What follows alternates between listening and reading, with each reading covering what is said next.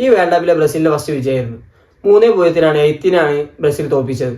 നല്ല മാച്ചായിരുന്നു. മാച്ചിലേക്ക് വരികയാണെങ്കിൽ ഫസ്റ്റ് ഹാഫിൽ തന്നെ 3 ഗോൾ വന്നു ചെയ്തു.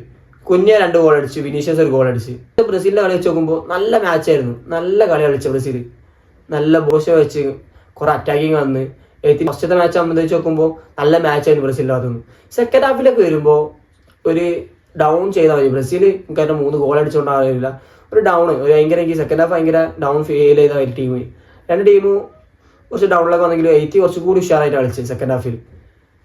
ഫസ്റ്റത്തെ മാച്ച് സംബന്ധിച്ച് നോക്കുമ്പോൾ പിന്നെ ഈ മാച്ച് അത്ര ഇമ്പോർട്ടൻ്റ് ആണ്. കാരണം ഫസ്റ്റത്തെ മാച്ച് 1-1 സമനിലായിരുന്നു. ഈ മാച്ച് എന്തായാലും വിൻ ചെയ്യണമായിരുന്നു.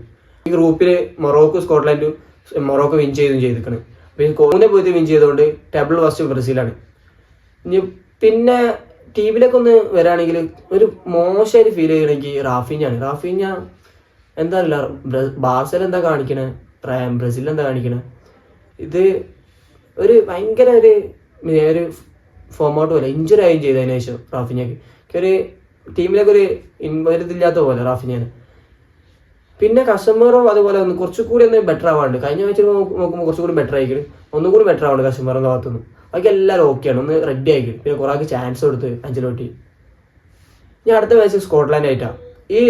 ഇതേ ടീം തന്നെ ആയിരിക്കും അടുത്ത മാച്ച് കളിക്കാം. പിന്നെ വിനീഷ്യസിന് പറ്റി പറയാതൊക്കെ പറ്റില്ല, കാരണം കഴിഞ്ഞ കളി മാൻ ഓഫ് ദ മാച്ച് ആയിരുന്നു, ഈ കളി മാൻ ഓഫ് ദ മാച്ച് ആയിരുന്നു വിനീഷ്യസ്. നല്ല മാച്ചായിരുന്നു ബ്രസീലിന്റെ ഭാഗത്തുനിന്ന്.